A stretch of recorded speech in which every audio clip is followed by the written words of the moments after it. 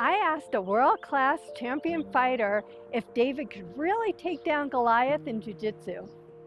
I'm Sandy Bobal-Zuniga, the founder of Colorado Springs Town Tidings. Be in the know on the go for all things Colorado Springs, delivered right to your inbox. And today, behind this door, I have three world-class coaches and competitors, Coach Sean, Coach Sam, and Coach Kyle. And it is my pleasure to introduce them to you. I am Coach Sean Mays. I'd say my specialty is Jiu-Jitsu.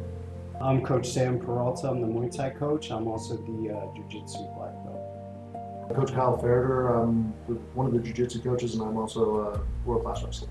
Where did OCC Fight House come to be? How did you guys know each other? And, how did we get here? Yeah, we all used to train together at our prior gym, and at some point, we all just follow our dreams, and that's what we really wanted to do. We wanted to find an environment that we could build together. But initially, it was between me and Sam, and then Kyle hopped in as well, and it'd been like a couple years in the making. We just hadn't pulled the trigger yet, and then we made that leap of faith. And then we pulled this together in December. So where did you guys actually meet? We met at our prior gym, so we've actually been training together. I think I was the last one to join up there, and I joined in 21, 22 era. And then at the end of 25, that's when we all switched over to here. Yeah, I think we all have a really big philosophy of trying to lead from the front, not necessarily sit out there and say, you do this, you do that, but actually, hey, I'm going in there with you. I'm going to be at the same tournament. I'm going to be competing on the same card.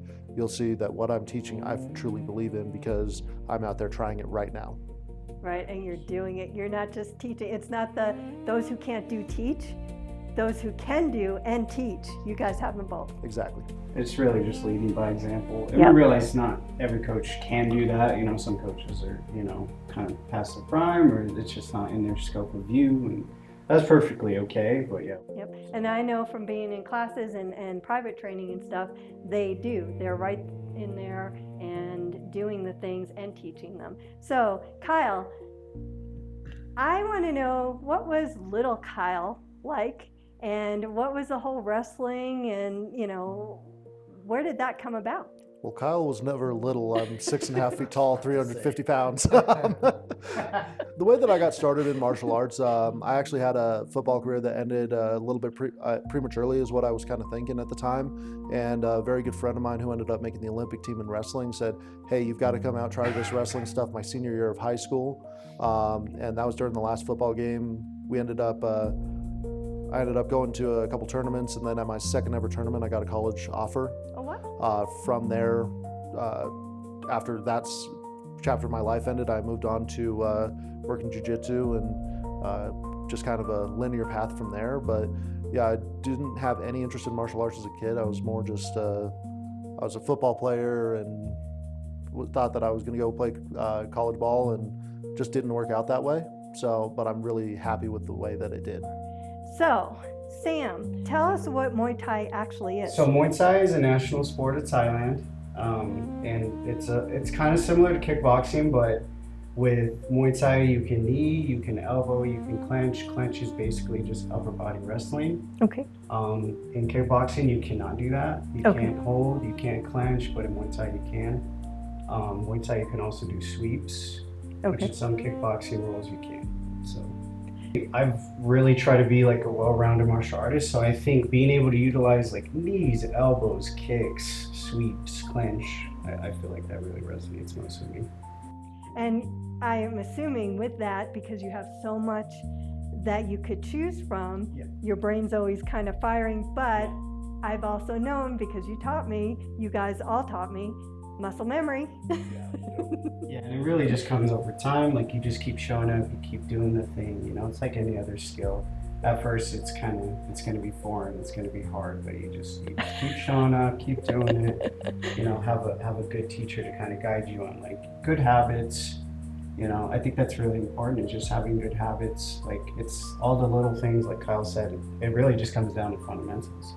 Right. And just doing the fundamentals and basics over and over and over. I think some people kind of get enamored with like the flashy stuff, like We need to do a 10-hit combo. It's like, well, you're not gonna hit that in a real fight or a real encounter. Martial arts has taught me a lot about myself, and it's taught me a lot of patience also. So I feel like I have to have a lot of patience in here, and I have to exude that at all times. Right. And yeah, I love working with all kinds of different people because of that. So.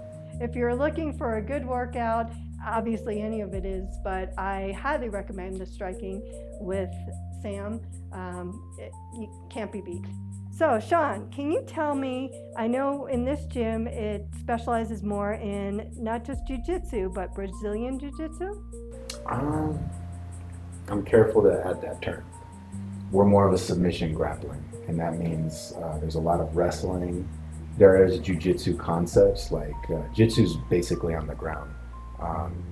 And Kyle knows the history of this stuff very well. How many years, Kyle, has this stuff been going on? Like martial arts and wrestling? There's evidence of submission grappling going back to Tunisia in the 2000 BC, so it's been around for literally ever. So really just reinterpreting what these people have done and putting it into a competitive mindset. So if we go to tournaments, they have rule sets, and we compete around those rule sets.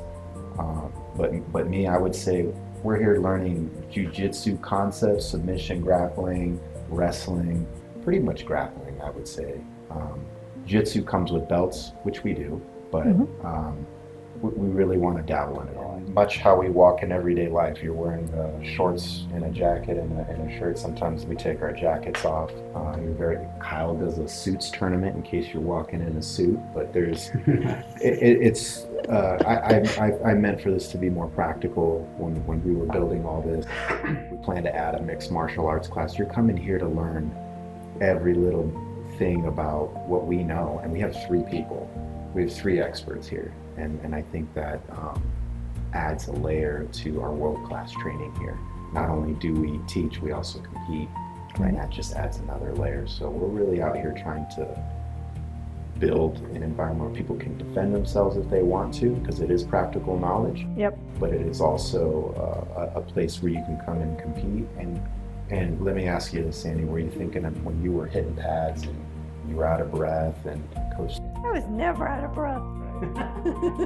You're not really thinking about car payments or bills or what that person said, or if you got cut off in traffic. It's a place for you to come free your mind and just, focus on other things. And when you get to move in your body, I think the truth is there on the mats. Yeah. It's there. So The mats don't lie. they don't. Oh, We no. all started somewhere. Yeah. Trust me, we all started there. And I Well- think everybody kind of needs that right now. Is like, Yes. just go out and do something, move your body. It doesn't have to be this, but I think it's good to just go out there and move your body, clear your mind. I think like an hour a day keeps the doctor away. I mean, he's a black belt. He'll tell you exactly. It's a constant problem-solving process. You're never really.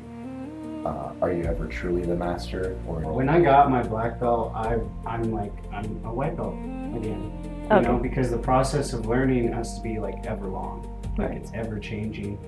The sport is ever changing. It's ever dynamic. There's always going to be someone doing something different that you don't know quite yet, that you need to learn. Like it's always kind of updating and changing. So it's some black belts that maybe they're a bit outdated because they refuse to learn like leg locks, or refuse to learn like a buggy choke, or like wrestling. or wrestling, but we want to keep constantly updating ourselves and then giving that back to the community, to our students, to the people that follow us, whether it's physically or on social media, whatever it is. So tell me who your ideal student is. Who do you want walking through that door? The one who wants to come through the door. Honestly, I know that's an oversimplified answer, but it's not for everyone. I'll be straightforward. And not everyone can do it, but the difficult's what makes it great. And we are good teachers. Anybody could walk in here. We're going to have a plan for you. So, beginner or not, or you've never seen it, you don't even know the name of it, we can teach you. The point is to move your body and get in here and learn something and get some stress out. You're not going to find it on a Stairmaster. But yeah, the one that wants to come in here, just come give it a try. If you're thinking about it, if you even thought about it a little, come scratch that itch. Just come find out. I guarantee it's nothing like you thought it was. You just need to get in here and experience it. And once you do, you're like, okay.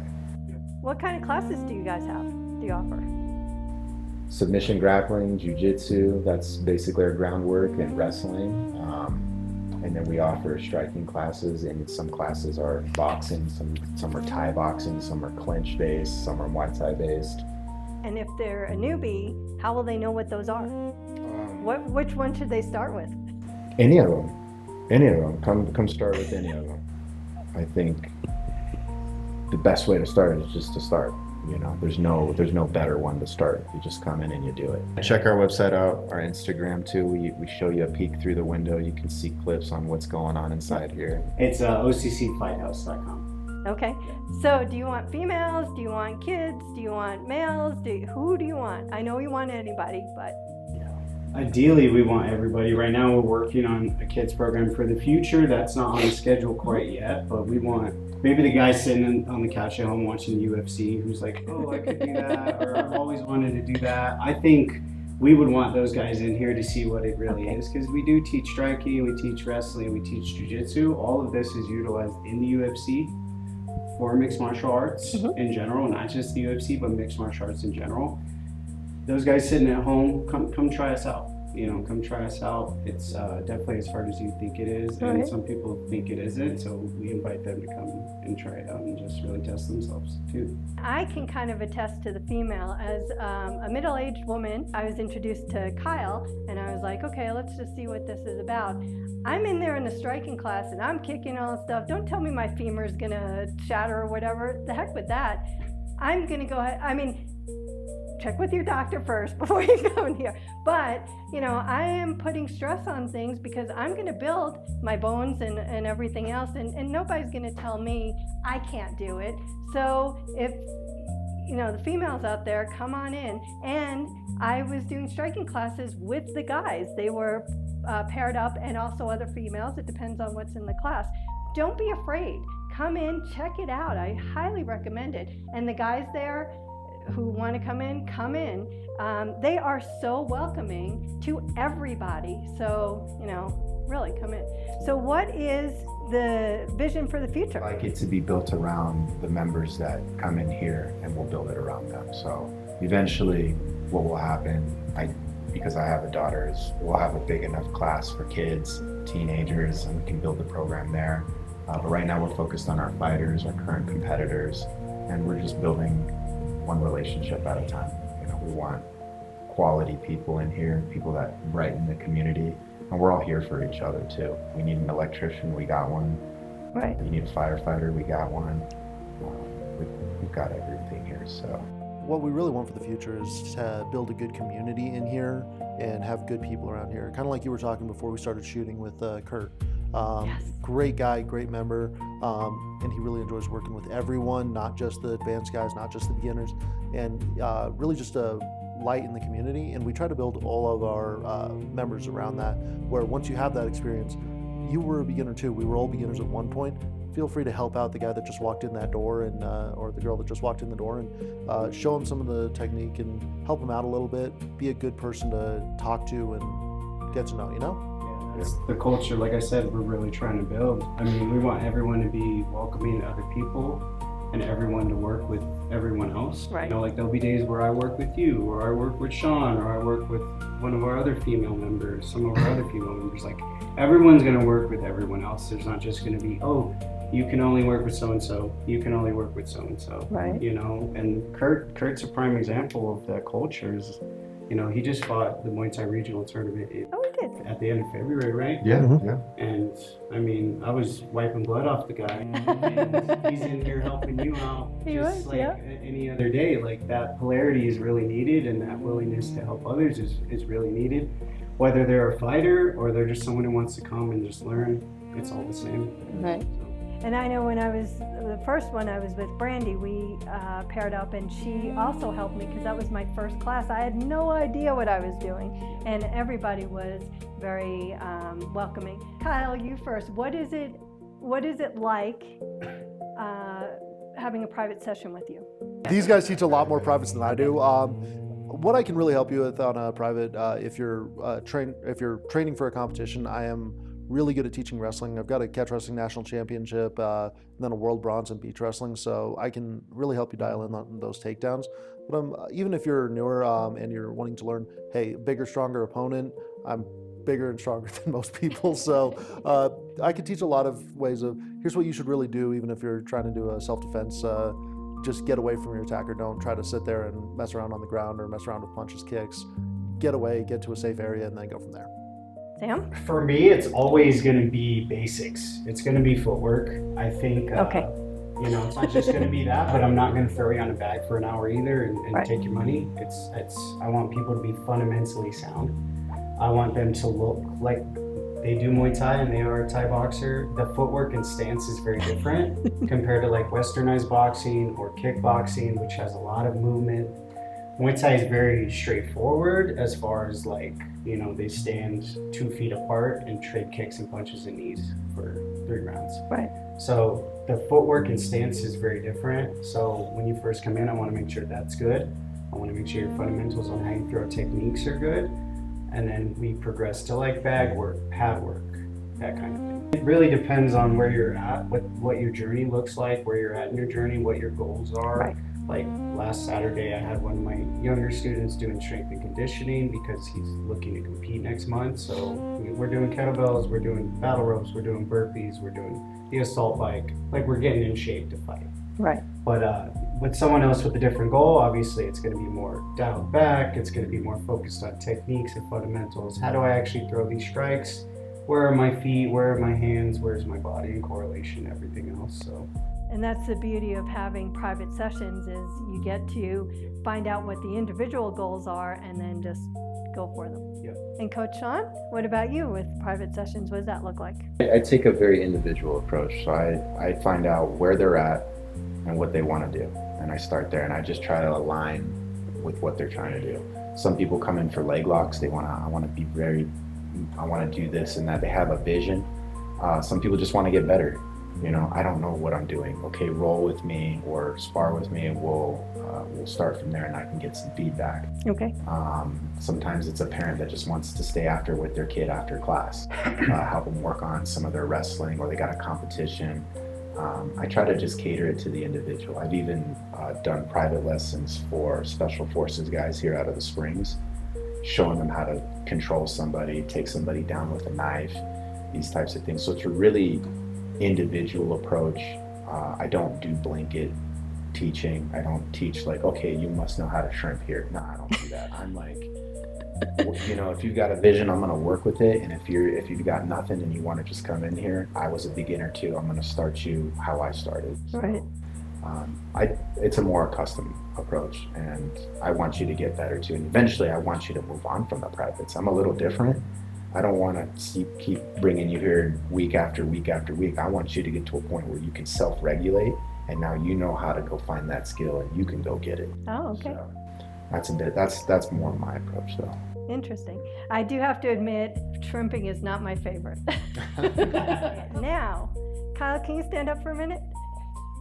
My question was, can David take down Goliath? Well, we're going to find out. All right, so we're starting here. Yeah.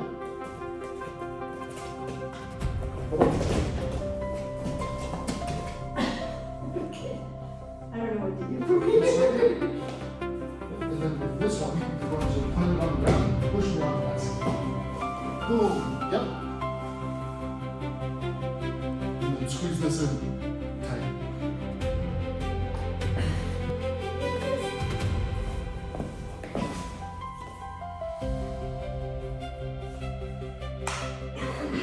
Yep, perfect. Okay. Yep. Okay. Yes. I want you to hit it like that. That was perfect. Okay. It makes me stop breathing. When I finally get my breath back, I start coughing. That's a good joke. Sandy's gonna do to get off, she's gonna make her arms stiff like a board. See that? No bend. And she's gonna bring her knees as high as she can and her feet to her bottom to create a wedge between her legs and her arms. So pop your feet up. Just do it one at a time as I'm talking through it. Yep, yep. So right here you can see that creates a wedge, and now this 300-pound man is being controlled with good leverage with Sandy. So now what Sandy's she's gonna pick a side and tip him. Boom, see? And now it exposes the leg, and now she's going to start getting into her ashi position and attacking the heel, tucks the toes under her armpit, does a power grip, and rotates for the finish. Nice.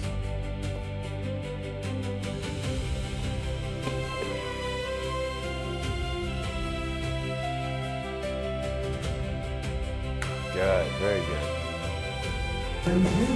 Exactly like that. I'm not getting my shoulder down and I'm not pushing my butt back. Exactly. All right.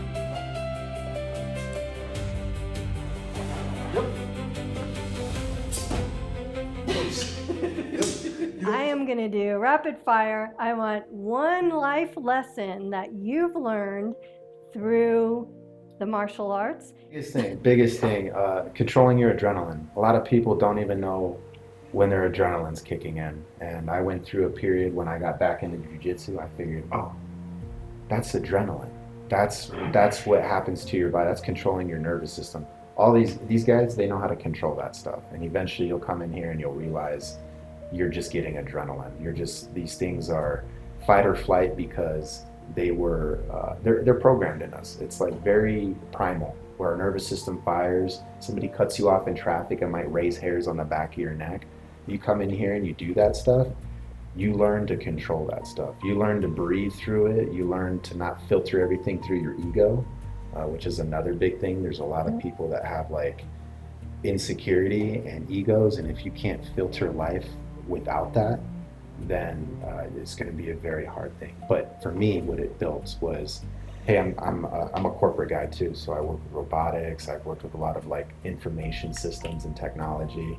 I'll have 60 to 100 people on a call as I'm diagnosing a robot that needs to come up or a server that needs to come up, and I'll tell you, panicking doesn't help. Okay, I remind myself in those times, I'm like, he's not punching me, my head's not getting beat in right now. So if anything, maybe you won't be a world champ, but you'll come out with some life skills, just being able to control those things and let them go. All right, now Kyle, I'm going to go back to you. Kind of going off of what Sean said, I'm very similar. It really does destroy your ego, and it makes it so that you're a lot more calm and collected in the face of adversity. I remember when I first started, I came in, I was already a sumo national champion, I was already a college wrestler, and I was like, okay, I can do this pretty easily. And then a guy Sam size went and sat down, and then I was choked out almost unconscious within about 2 minutes, and I was just in absolute shock by what someone's able to do after training and using that adversity against them. Hey, I started in this not knowing anything, and I feel like I'm getting beat up, but then after a couple of years, I think he's been training for long time, but he can really get to a position where he knows he's safe. You know, you're not in any sort of danger. Their arms are controlled, their legs are controlled. There's not much they can do, and you're in complete control of a situation. I worked a lot of security jobs. I'm not worried in any situations. I'm very well aware what my adrenaline is, when I'm spiking, what's going to lead to a dangerous situation, and how people react when they're A, untrained, or B, trained. You can really tell a lot of stuff after years of doing this, and having no ego. When after a little while of this, you really learn, hey, you need to take everything seriously and not treat it like a joke just because you think that the guy's not trained or whatever, because everyone has a chance in a self-defense situation. But also just when you're selling I work in sales, when you're selling, you're sitting there, you can't have an ego. You can't say, oh, this will be an easy one. No, take every part of your life very intentional, take it very seriously. And Coach Sam, what's one life lesson you learned? The obstacle is the way. I think there's so much comfort these days.